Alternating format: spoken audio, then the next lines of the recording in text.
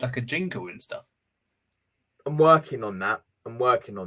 So hopefully we could get something. If not, worst case scenario is just we'll just do that Graham Potter teams like Brighton moment, and then just work it from there. Really, because Cool.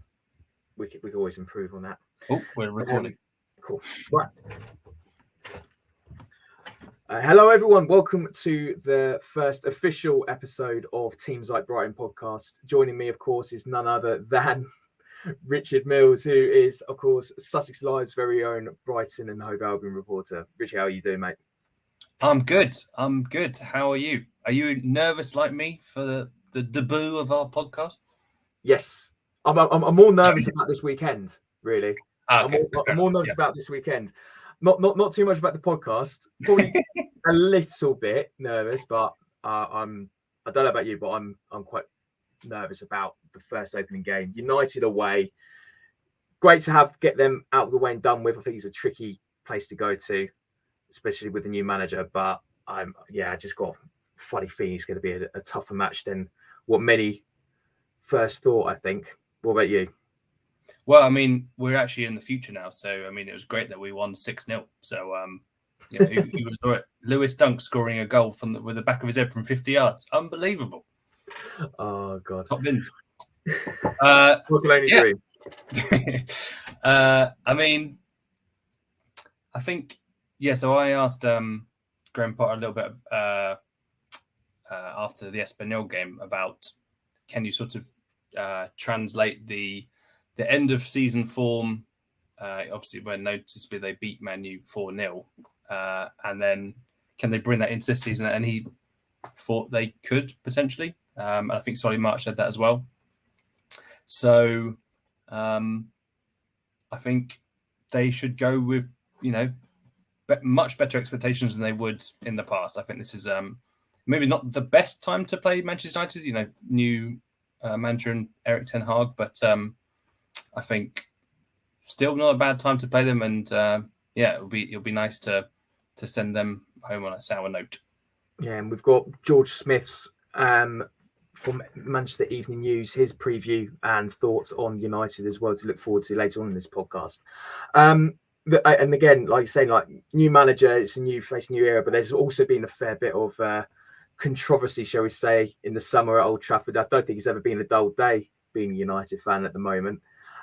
So it'll be interesting to see how that translates in performance. All of them will want to be keen to impress on the new gaffer, especially one with such a prestige as Erik ten Hag, who comes with such a great reputation in the Ajax.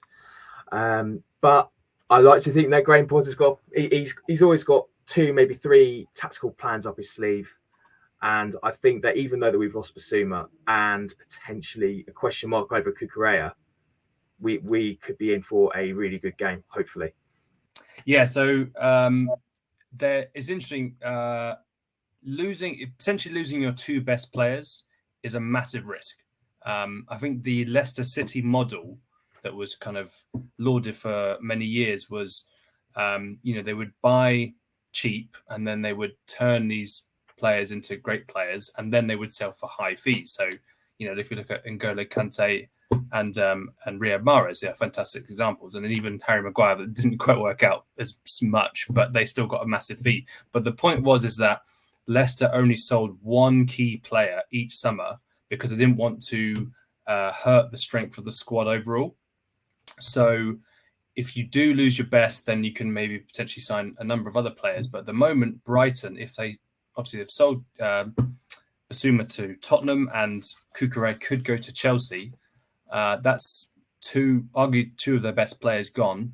And it looks like Brighton aren't going to try to sign a replacement for Basuma. I think it looks like they will trust with the midfield they've got of Moises Caicedo and Alexis McAllister, Enoch Mwepu, Pascal Gross and the like. I think they are looking for left-back targets. But yes, I do think it is a big risk, losing your 2 best players and potentially not replacing them. But I think Brighton have the wherewithal to know that they need to plug at least one of those gaps. Yeah. And it is interesting for you to mention about the Yves Bissouma dilemma. Will we get a replacement? Clearly, we won't. I think that's actually a good move. I think it's quite a sensible move, really. Like I say, you got Moises Caicedo, who came through, had a good loan, and really was like a fantastic player the moment he came into Graham Potter's side. I think he's going to work well. Enik Mwepu, again, I thought he was brilliant last season. He was very unfortunate with a number of injuries, probably hampering his development and him settling into the squad.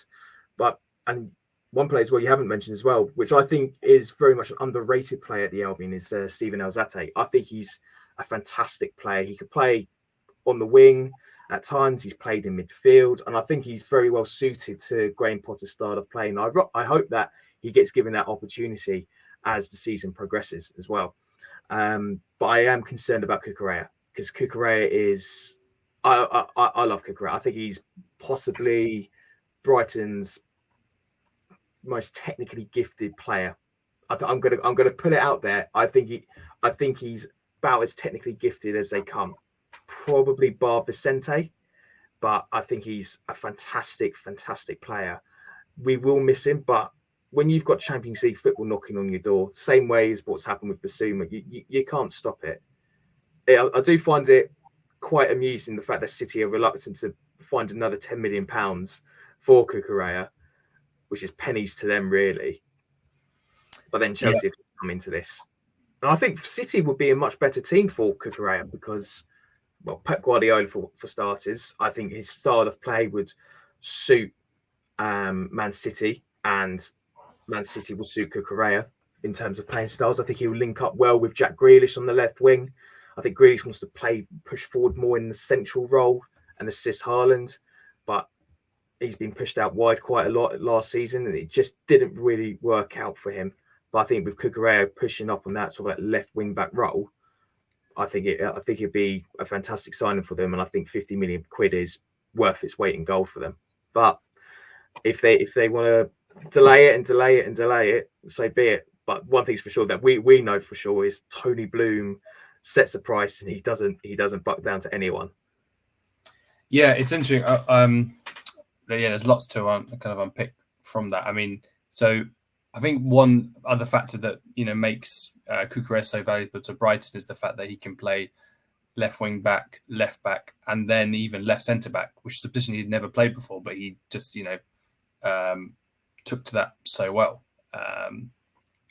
And I think from what I've heard, Chelsea would maybe also have taken that into consideration, because obviously they've got rid of, not got rid of, but Rudiger and Christensen have left for Real Madrid and Barcelona respectively, and that's leaving them rather short. And there's also talk of, I think, Marcos Alonso leaving and Azpilicueta leaving, so they're really having a big turnover in defence. So I think they, and they seem more willing to pay the 50 plus, and I think it is more. I think Brighton will demand more than 50 million for Cucurella, more than the 50 million that Arsenal succeeded in using to buy Ben White last summer. But I think, I think he's a very, very good player, and I think he would work well in both teams. It'll be interesting to see if, because at Chelsea they've got Ben Chilwell. I'm not quite sure if he's back from his long-term injury, but if it was a case of a straight shootout between them, Chilwell is, it could be quite even in terms of if they play the left back or whatever. But if he maybe plays a left centre back, Cucurella could, play inside of Chilwell. But it's an interesting one. I wrote it actually without sounding too referential and a bit of a git. I wrote a little piece this week about how I think Manchester City are trying to sort of run roughshod over the Premier League when they get the deals that they want, but then they sort of get put their nose up at when other teams are trying to protect their assets and try to get the best deals for them. They signed, I think, Calvin Phillips for, I think, 42.5 million, which I know a lot of Leeds fans and others were sort of surprised about that fee. And then I think they were demanding I think they've been able to sell like some of their like youth players or younger players for like 10 million and stuff like that, and they were perfectly willing to pay 100 million for Jack Grealish, and he probably wasn't worth 100 million, but they had to do it to meet the release clause. So I don't know. I just think they're being a bit. I don't know. It seems like a bit of taste of their own medicine, but there you go. Yeah, exactly, and it's a fair point there about Jack Grealish there too. I think we should probably digress slightly back to the United match, because Premier League season's back, absolutely buzzing for that. And considering the fact that we finished so strongly, and then you just look at the league table, you just get a little bit frustrated because we were so close to a European place. Let's ask the almighty question: do you think that we will get Europe this season? No, sorry. I wish I could say that, but I as just going back to the point, I think if you lose Cucurella and Basuma, I just don't see how you can, unless you just pull out another absolutely unbelievable signing, which they have shown they can do.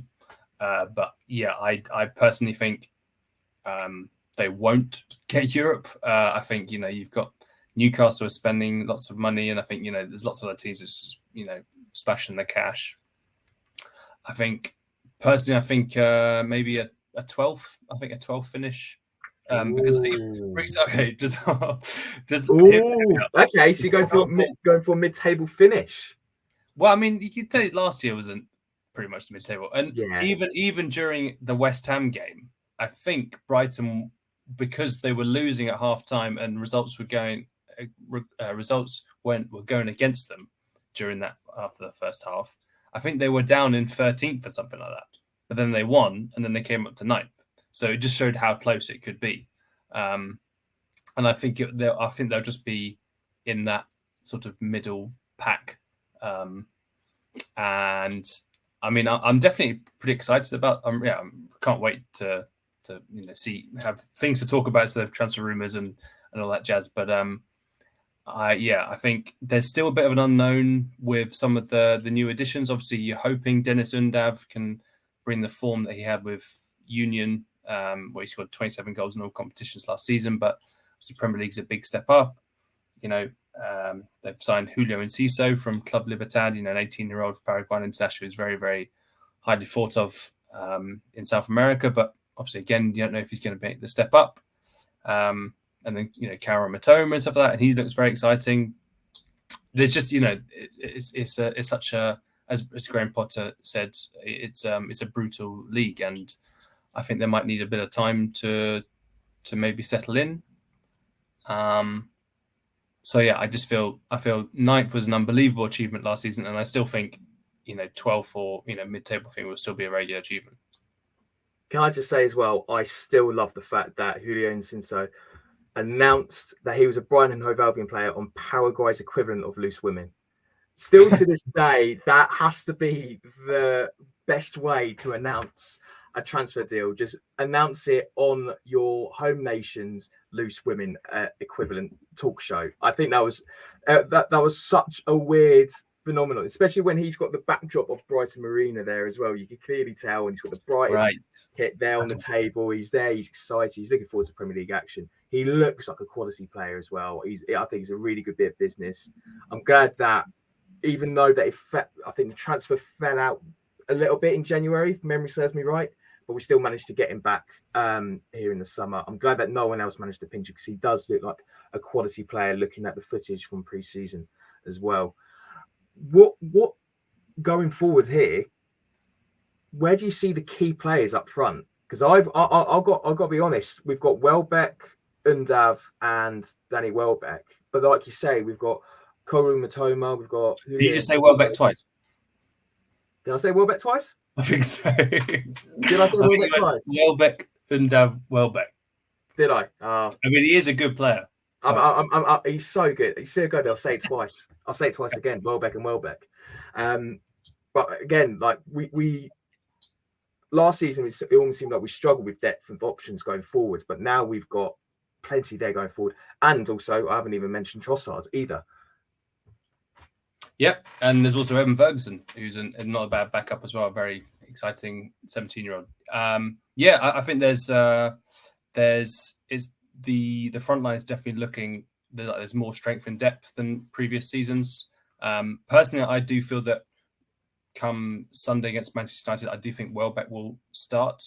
I think Trossard looks really, really good form. It's interesting to see if he plays as a wing back, as he sort of did against Espanyol in the 5-0 win at the weekend, or as in a more central attacking role, or maybe as a kind of, I don't know, behind the Welbeck or whatever. But yeah, I think and also there's the 5 subs rule that's now come in. So it's interesting to see, you could see someone like a Matoba coming on, maybe an Undav,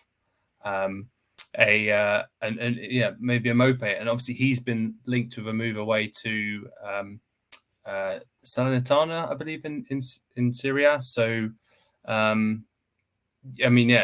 could be some changes before the game, but I definitely think there's not quite an embarrassment of riches, but it's definitely looking a better bill of health.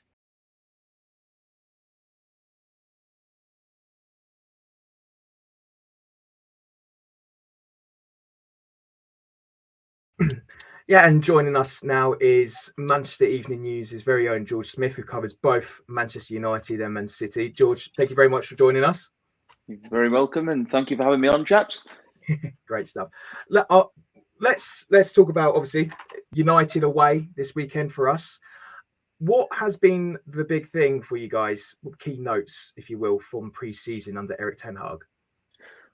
Where to start? It's been obviously a summer of transformation. Obviously, United ended last season under caretaker charge of Ralph Rangnick, and Ten Hag watched the final game of the season at Palace on the final day and immediately got to work the day after. So he's been in the door since day one of the summer. Really, he's brought in 3 new signings, shifted a lot of the deadwood on. Obviously, big names that have departed: Paul Pogba, Jesse Lingard amongst those, Nemanja Matic as well. So it's been a summer of not quite transformation, considering they've only brought 3 through the door, but I think by the end of the window, it will be that transformation complete. But the biggest takeaways to me have been the fact that obviously they've had 6 pre-season friendlies, and he's used that to try and assess everybody in his squad. He's implemented his methods and his styles from day one, particularly on the tour of Australia. The first 3 games against Liverpool, Melbourne Victory, and Crystal Palace, where United won those 3 games, they played some really good stuff at times. And people can say, obviously, Liverpool, it was a very much changed Liverpool team. They were up against Victory. They were expected to beat, and Crystal Palace were very out of sorts. But you can only beat what's in front of you. And United did that. They played some really good, slick, pleasing on the eye football, particularly the front 3, Martial, Sancho, and Rashford, were very, very good. And obviously, the elephant in the room, Cristiano Ronaldo, was nowhere to be seen. Obviously, that's something no doubt we will mention later on. But United overall, the main goal for pre-season has been to, for Ten Hag to get his methods across, implement his style. And from what I've seen, the players have adapted to that quite well, and potentially, you never know, ahead of schedule in that. Right. And you touched upon the style. Can you maybe just outline what maybe the difference is between the Rangnick Man United and the Ten Hag one, maybe just in terms of on the eyes and different like tactics and pressing and that sort of thing? Well, pressing and possession-based football is the order of the day for Erik ten Hag. I mean, it's not exactly mind-blowing that you see footballers on the training ground involved in passing skills and things like that. But that was something we picked up on a hell of a lot in the first few training sessions. There was so much focus on passing play, and especially short passing, interchanging. Ten Hag's made it clear that he wants to control games. He wants to become a possession-based team, a little bit like Manchester City, where United are on the front foot, taking the game to the opponent, opposed to being the ones trying to counter-attack them. And United have needed to do that for a while to, re-establish themselves as one of the big guns to be messed with in the Premier League, and they've lost their way, obviously, over the last few years. And that is the way that they've looked to play. They've been really possession-based, but when they've wanted to turn the style on and turn the heat up, they've been able to do that with the pace of the front 3, particularly Sancho and Martial in pre-season. Very, very impressive. Sancho operating on both the left and the right. Obviously, he was signed for United to play on the right last season, but his best displays came down the left, and he's played on both sides this summer. So it's going to be interesting to see what Ten Hag goes for in regards to him and Marcus Rashford on Sunday in terms of which side they line up on. But as I say, the main focus has just been trying to get that possession-based instilled to his players. But when they're on the front foot and taking the game to the opponent, they really can turn it up with the pace of the front three. Martial's been almost transformed into the player of old that he was expected to become when he joined United. He's rekindled his career a little bit, and considering the Cristiano Ronaldo fiasco ongoing, he's likely to start up front on Sunday. So it's going to be a very fast front three that Brighton are going to have to deal with, particularly down the sides with the full-backs. But United at home, the pressure's on them. So for Brighton, if they can contain them front three, they've got a good chance. And as well as that, I think another key areas will be the midfield. Brighton have lost Steve Basuma, who's been a huge asset for us, and Marc Cucurella could be a doubt as well. It didn't start in the Espanyol friendly last weekend. Where do you see Brighton's issues going forward on the match on Sunday? Well, as I've said, I think at the back, if they struggle to contain, obviously the front three, it could be a long afternoon for them, because obviously Sancho, Martial, Rashford, they've had their ups and downs in the last 12 months, particularly Sancho, obviously not lived up to expectations. But with a fresh manager at the helm and fresh ideas, they've looked razor sharp in pre-season. So I think if Sancho starts on the right and Cucurella is not available for Brighton, that could be a real weakness for Brighton, dealing with him down the right flank, down Brighton's left. So that's an area that Brighton, I think, potentially could struggle. If those three, as I say, at the top of their game and have, displayed just some of the characteristics they have in pre-season, Brighton could be in trouble. But obviously, pre-season, it's a very different kettle of fish to the opening day of the season. There's going to be nerves for both sides. It's a big day for United, of course. It's the start of a new era, so they can't really afford to let anything slip. But for me, I think Brighton, they've proven last season they can more than match United. But obviously, United are a different proposition this time around. So I think for Brighton, personally, they've got nothing to fear in the sense that they can play their own game, try and get at United where they can. But as I say, if they, leave a little bit too much space at the back for those three to work the magic at the front, they could be in trouble. Okay, and sorry, Judge, you mentioned, I think, about obviously the pre-season, but can you just talk us through the signings that Manchester United have made? I think there's been 3, if I'm correct, and then also just talk about the players who have left the club, if that's right, please. Yeah, 3 have come in. Lissandro Martinez is the latest of those 3. He's a centre-back they've brought in from Ajax, can also operate in defensive midfield, but United have signed him priority to play as a left-sided centre-back. Player that Erik Ten Hag wanted from the outset, knew him, of course, from his time at Ajax. They've paid nearly £60 million for him. So he's come to the club, to play week in, week out. He's not come to make up the numbers and just add a little bit of strength in depth. So it'd be interesting to see if he starts on Sunday. He's only played once in pre-season due to his late arrival. He played against Vallecano on Sunday and played very, very well for the record. It must be said he did have a good game, probably one of United's better players. Tyrell Malacia at left back, he's been with the squad throughout pre-season. So he, out of the 3, is best set to be in contention, I would think, to start on Sunday. He's young, dynamic, loves to get forward, and for £12 million, looks like the potential to be a real bargain. He's looked really, really good. But Luke Shaw, I would think, might just get the nod from game one just because of that experience element. And then, of course, one that Brighton fans will probably be most familiar with, Christian Erickson, has joined United only recently as well, free transfer from Brentford. It's an interesting one because United have wanted a central midfielder all summer long, and they're still working on a deal for Frankie de Jong. And obviously, Erickson, though, very different type of player, is an attack-minded number 10.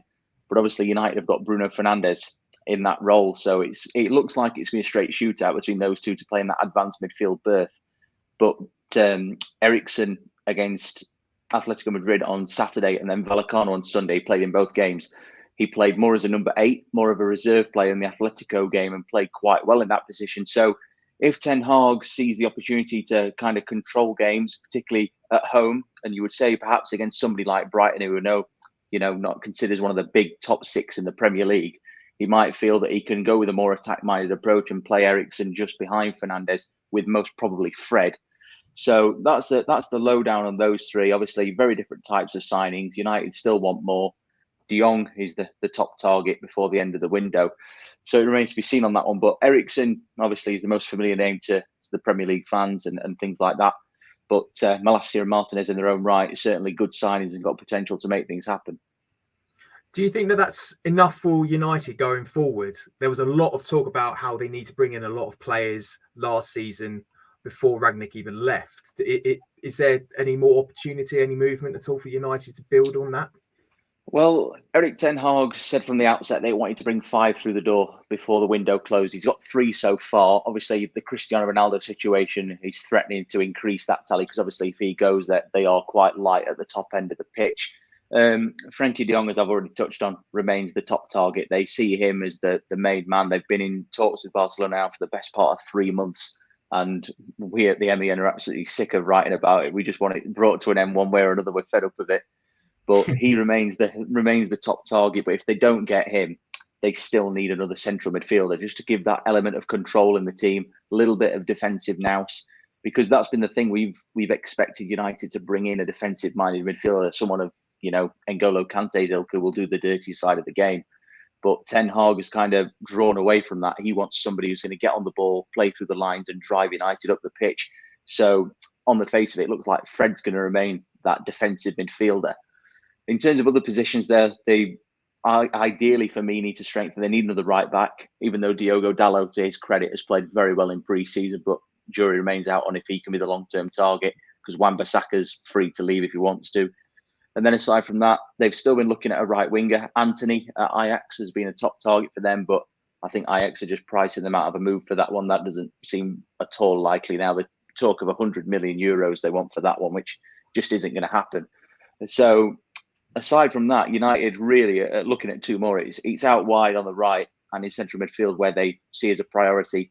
But of course, if Ronaldo goes, they need another striker because they'll only be left with Martial, and obviously his form's been patchy over the last few years. So it's going to be interesting to see United. Definitely not done. There's definitely going to be more movement, but all eyes above all else on the De Jong situation, one way or another. If it happens or not, we will see. But they've got to get a midfielder in. That is a priority. If they end this window without one, there's going to be uproar amongst the fans. You touched upon Ronaldo. Can you tell us, I guess, from your guys' perspective, what's the latest with him? Is he going to still be with the club come the end of the transfer window, or will he feature against Brighton that weekend? You've put me on the spot there with that one, Rich. You really have. It's the $1 million question. The thing is, nobody knows. This is the God's honest truth. He wants to leave. He wants Champions League football. United have made it very clear that he's not for sale. They've said that from the outset. They don't want to lose him. They see him as a key figure in what they want to achieve this coming season. But stories broke this morning. I don't know if you were aware over the weekend that Ronaldo, he made his first appearance of pre-season against Rayo Vallecano on Sunday. Was taken off at half-time and actually left Old Trafford before the game had even finished with a few other players. He wasn't alone in doing that, but Erik Ten Hag has done an interview with an overseas company today, and apparently he's very, very unimpressed by Ronaldo's actions to leave the ground before the game had finished, making it clear that it was unacceptable. And he sees it as one team for every single game. You stay and support your teammates. So it really is going to be interesting to see how he handles this, because obviously there's been enough documentation about Ole Gunnar Solskjaer in a roundabout way being a soft touch as United manager. The players have got the authority. That's completely changed now. Ten Hag is in charge. He's made it very clear that he wants to dictate proceedings as he should be as manager. So I don't think Ronaldo is going to force his way back into the team very easily. It's going to be hard for him to, kind of regain that trust, so to speak. Clubs are still sniffing round, but it seems like the ones that could afford him realistically have cut their interest now. They've had enough. Chelsea, they've said no. Bayern Munich have said no. Atletico Madrid still in the running. The fans have made it very clear they don't want him due to his Real Madrid connections. So options are running out. That is the thing for Ronaldo. Options are now proving very limited, and it's a case of who can realistically afford him. The wages is obviously the problem. The transfer fee shouldn't be too much of an issue because obviously he's 37 now and out of contract next summer. So Atletico at the minute seem like the biggest option to him, but whether that one happens or not, we will see. But if he'll start on Sunday, doubt it very, very much. Will he be in the squad? Possibly on the bench. But if he was to start, I would be amazed. I suppose let's wrap this up. I suppose the next question is, going into this weekend, what is your score prediction, George? Putting me on the spot there. Well, United in pre-season, as I say, they've been good in some games, not so good in others. What I saw of the 3 games in Thailand, Australia, where they beat Liverpool, Melbourne Victory and Palace, they scored a combined total of 11 goals in those 3 games.